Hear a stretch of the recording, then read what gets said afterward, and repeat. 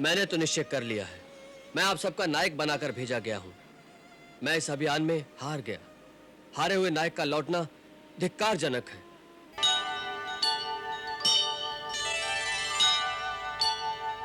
हमारी सेना में ऐसा कोई नहीं जो आपसे लड़ने में शोभा पाए।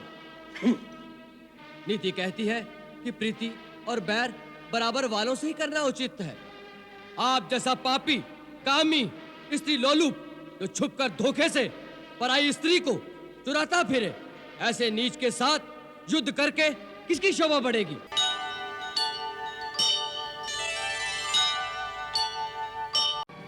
महाराज रावण, प्रभु पर विश्वास रखना ही पड़ता है।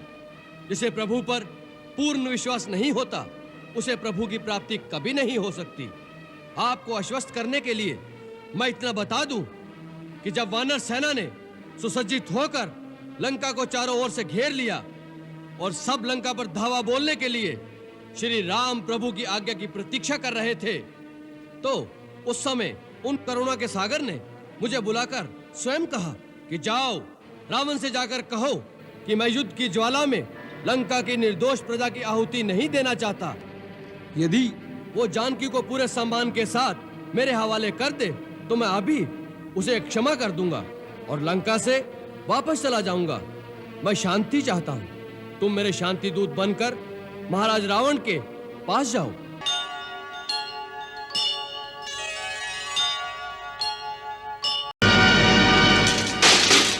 मूर्ख, चरण पकड़ने हैं तो जाकर श्री राम के चरण पकड़, जिनके चरणों में मुक्ति का द्वार है। मेरा पैर क्यों पकड़ता है? मेरी चुनौती आपके योद्धाओं को थी, आपको नहीं। आपको तो मैं फिर यही कहूंगा, श्री राम के चरण पकड़ लीजिए तो आपका कल्याण हो जाएगा। मैं कल सूर्योदय तक का समय देता हूं, उसके पश्चात लंका पर चढ़ाई कर दी जाएगी।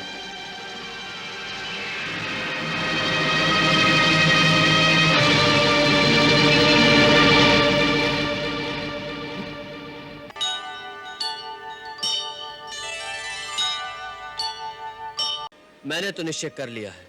मैं आप सबका नायक बनाकर भेजा गया हूं। मैं इस अभियान में हार गया। हारे हुए नायक का लौटना धिक्कारजनक है। उस अपमान की अपेक्षा में यही उपवास करके प्राण दे देना मैं उत्तम समझता हूं।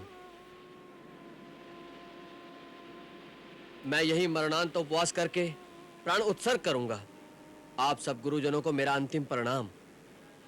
आप सबको मैं अंतिम आदेश देता हूं। जामवंत जी और महावीर हनुमान जी के साथ आप सब वापस किष्किंधा लौट जाएं।